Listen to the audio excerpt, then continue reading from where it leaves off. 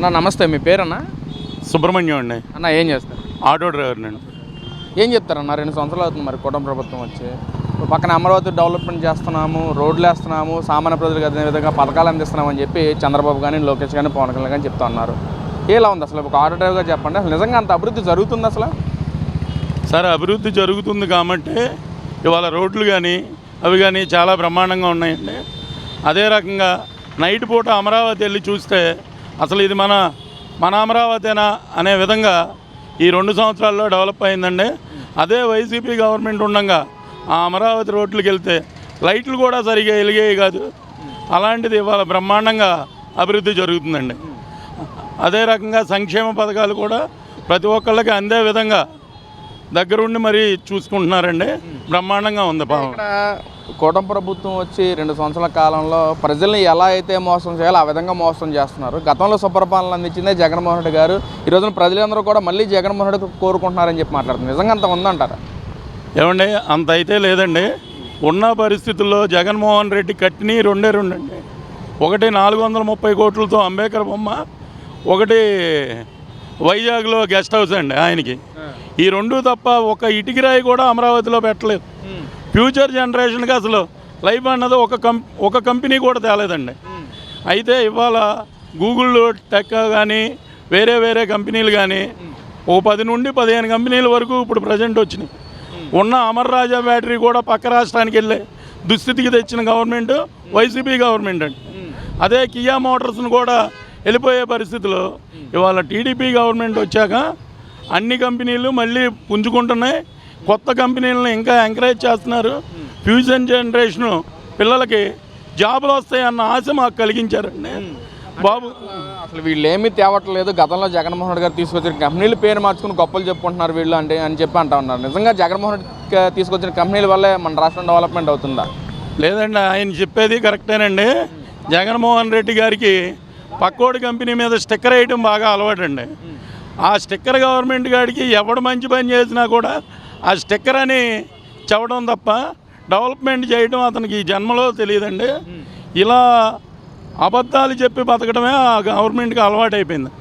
అంటే ఈ రోజున అమరావతి విషయంలో కూడా కొన్ని వేల కోట్లు ఖర్చు పెట్టేస్తున్నాడు చంద్రబాబు నాయుడు. అసలు తీరా చూస్తే అక్కడ డెవలప్మెంట్ ఏమీ లేదు. నిన్న ఏదో గొప్పగా ఎమ్మెల్యే క్వార్టర్స్ కానీ, స్పీడ్ యాక్సెస్ రోడ్డు కానీ, లేదా ఒక బ్రిడ్జి కానీ ఇనాగ్రేషన్ చేశారు. అసలు దానిలో ఏముంది అంత గొప్పలు చెప్పుకుంటున్నారని చెప్పి మాట్లాడుతున్నారు. మరి ఏమండి, వాళ్ళే చెప్తున్నారు అమరావతి ఏమీ చేయట్లేదని. మరి వేల కోట్లు ఎక్కడ ఖర్చు పెడుతున్నారు అంటే డెవలప్మెంట్ చేస్తున్నారని ఇండైరెక్ట్గా వాళ్ళు ఒప్పుకున్నట్టే కదా. వేల కోట్లు ఖర్చు పెట్టి అభివృద్ధి చేస్తున్నాడని వాళ్ళే చెప్తున్నారు. మళ్ళీ డెవలప్ చేయట్లేదు, అమరావతి కట్టట్లేదు అని చెప్పి వాళ్ళే చెబుతున్నారు. కాబట్టి ఏది అబద్ధం అన్నది ప్రజలు కూడా నిశ్చితగా గమనిస్తున్నారండి. 2029లో ఖచ్చితంగా బుద్ధి చెప్తారు. మళ్ళీ వైసీపీ గవర్నమెంట్కి ఆ 11 సీట్లు కూడా లేకుండా. ఎందుకనన్నా వైసీపీ నాయకులు అమరావతి మీద ఎక్కువగా టార్గెట్ చేసి అసలు మొత్తం అమరావతిలో కొన్ని వేల కోట్లు దోచేస్తున్నారు చంద్రబాబు, ఏది కలిపినా పెద్ద స్కామ్లా కనిపిస్తుందని చెప్పి మాట్లాడతాం. గతంలో అమరావతి విషయంలో ఒక ఎడారి, అదంతా వేసిలో ఉన్న ఏరియా అని చెప్పి వ్యంగ్యంగా మాట్లాడటం, ఇప్పుడు కొత్తగా మావిగన్ అనే కాన్సెప్ట్ తీసుకురావటం ఎలా చూడ? అసలు ఏం చెప్తున్నారు వైసీపీ నాయకులు అమరావతి మీద? ఏమండి, వాళ్ళకి రియల్ ఎస్టేట్ వ్యాపారం వైజాగ్లో చేసుకుందాం అనుకున్నారు. అయితే అక్కడ కుదరలేదు.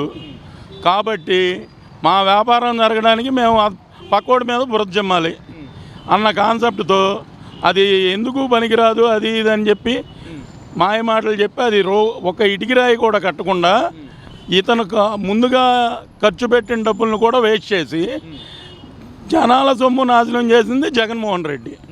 మరి ముఖ్యంగా ప్రజా దర్బార్ అని పెద్ద బిల్డింగ్ కడితే ప్రజావేదికని దాన్ని వాళ్ళు యూజ్ చేసుకోకుండా ప్రజల సొమ్ముని 12,000 కోట్లు నాశనం చేసింది కూడా వైసీపీ గవర్నమెంట్. అక్కడి నుండే ప్రజా సొమ్ముని దుర్వినియోగం చేయడం జగన్కి అలవాటు అయిపోయిందండి. దానివల్ల ఎదటోడు చేసిన మంచి పని ఆయన కనబడకుండా పోయింది. అందువల్ల డెవలప్మెంట్ అన్నది కూటమి ప్రభుత్వం వల్లే అవుతుందండి. ఒక లోకేష్, చంద్రబాబు, పవన్ కళ్యాణ్ వల్ల ఈ డెవలప్మెంట్ అన్నది జరుగుతుంది. మరి లోకేష్ గారి మీద కూడా తీవ్ర విమర్శలు చేస్తున్నారు వైసీపీ నాయకులు. ఈరోజు మెగా డిఎస్సీ అంటే ఏదో తుత్తుతో మంత్రంగా ఇచ్చారు. అసలు నిరుద్యోగత పట్ల, ఆశల పట్ల నీళ్లు పోసారు కూటమి ప్రభుత్వ నాయకులు. డిఎస్సీలో ఎక్కడ చూసినా ఏదో ఒక స్కామ్ బయటకు వస్తూ ఉంది. పేపర్ స్కామ్ కానీ లేదా మొత్తం అమ్ముకుంటాం కానీ చాలా జరుగుతుందని చెప్పి మాట్లాడుతున్నారు వైసీపీ నాయకులు. లోకేష్ కూడా రాజీనామా చేయాలని చెప్పి కూడా మాట్లాడుతున్నారు. మరి అసలు వాళ్ళు ఉన్న సందర్భంలో ఒక డిఎస్సి ఏదన్నా విడుదల చేశారండి 5 సంవత్సరాల్లో? ఏదీ చేయలే. వీళ్ళు చేశారు. ఫస్ట్ సంతకమే డిఎస్సి మీద పెట్టాడు. 1700 పోస్టులు ఇచ్చాడు. అవి ఇచ్చిన వాళ్ళందరూ కూడా మెరిట్ స్టూడెంట్లని చూసే ఇచ్చాడు. హైకోర్టులో వేయించాడు జగన్మోహన్ రెడ్డి గారు. హైకోర్టు కూడా మొట్టికాయలు వేసింది. ఏంటి సుప్రీం సిబిఐ ఎంక్వైరీ కాదు, సుప్రీంకోర్టుకి వెళ్ళొచ్చు కదా. వెళ్ళే దమ్ము వీళ్ళకి లేదు. వీళ్ళ దగ్గర ఏమీ లేదు. కానీ ఏదో ఒకటి బురద జమ్మాలన్న ఉద్దేశంతో పార్టీ మీద బురద జమ్మటమే తప్ప అవినీతి చేయడానికి ఆయన ఏమి పేదోడు కాదండి. వాళ్ళకున్న ఆస్తులే చాలు, జనాల సొమ్ముతో వాళ్ళకేం పని లేదు. Lokesh Babu future generation CM అన్న ఉద్దేశంతో ఆయన మీద బురద జమ్మాలనే ఉద్దేశంతో ఈ వైసీపీ నాయకులు పని కట్టుకుని చేయడం తప్ప ఇలా ఎటువంటిది లేదండి. ఏదైతే జగన్మోహన్ రెడ్డి గారు పర్యటనలు చేస్తూ ఉన్నారు, మరి ఆ పర్యటనలో ఎక్కడ చూసినా జనం కూడా తండోపతండాలుగా వస్తున్నారు. జగన్ అనేది ఒక పేరు కాదు, జగన్ అనేది జనంతో పెనవేసుకున్న బంధం అని చెప్పి మాట్లాడుతున్నారు. నిజంగా జగన్మోహన్ రెడ్డి గారు వస్తుంటే ఆ విధంగా జనం వస్తున్నారు. ఆ జనాన్ని చూసుకోవడం కూడా ప్రభుత్వానికి భయపడిపోతూ ఉన్నారు. ఎక్కడ జగన్మోహన్ రెడ్డి గెలుస్తాడో అని చెప్పి అనుకుంటున్నారంట. నిజమేనా అన్నది? ఏమండి, జనం వస్తున్నారు అంటే 150 రూపాయలు బిర్యానీ ఒక ఆర్డర్ చేసా, ఒక 500 రూపాయలు ఇచ్చి పిలిపించుకునే జనం కాదండి. అభిమానంగా రావాలి, అభిమానంగా వచ్చి అభిమానంగా చేస్తే అది లెక్క. కూటమి ప్రభుత్వానికి అన్ని సీట్లు ఇచ్చి 164 సీట్లు, నీకు 11 సీట్లు ఇచ్చారంటేనే జనానికి నీకు మీద ఉన్న అభిమానం తెలుస్తుంది. నువ్వు డబ్బు ఇచ్చి ఎంతమందిని పిలిపించుకున్నా 29లో నీకు ఆ 11 కూడా ఖాళీ చేసే అవకాశమే కనబడుతుందో తప్ప 3 పార్టీలు కాదు 30 పార్టీలు కలిసినా మా విజయాన్ని ఆపలేరు. ఈసారి విజయడంకా మోగిచ్చేది జగన్మోహన్ రెడ్డి ఒక్కడే అని చెప్పి మాట్లాడుతున్నారు. మరి సార్ చెప్పడానికి 100 చెబుతారండి. 100 చెప్పినా కూడా జనం ఎవరికి ఓటేయాలన్నదే జనం ఆల్రెడీ ఫిక్స్ అయిపోయి ఉన్నారు. వాళ్ళ పిల్లల భవిష్యత్తు గురించి ఫ్యూచర్లో చంద్రబాబు నాయుడు గారికి ఇంకో 5 ఏళ్ళు భగవంతుడు ఆయుష్ ఇంకా ఎక్స్ట్రా ఇచ్చి అభివృద్ధి అన్నది హైదరాబాదుని ఏ రకంగా చేశాడు, అమరావతిని ఆ రకంగా చేసి బెంగళూరు హైదరాబాద్ వెళ్లకుండా మా పిల్లలు ఆంధ్రాలోనే జాబులు చేయాలి అన్న ఉద్దేశంతో ప్రతి ఒక్క తల్లిదండ్రులు ఫిక్స్ అయి ఉన్నారండి. అదేంటన్నది 29లోనే ఆ 11 సీట్లు కూడా ఇవ్వకుండా చూపిస్తారు జనం.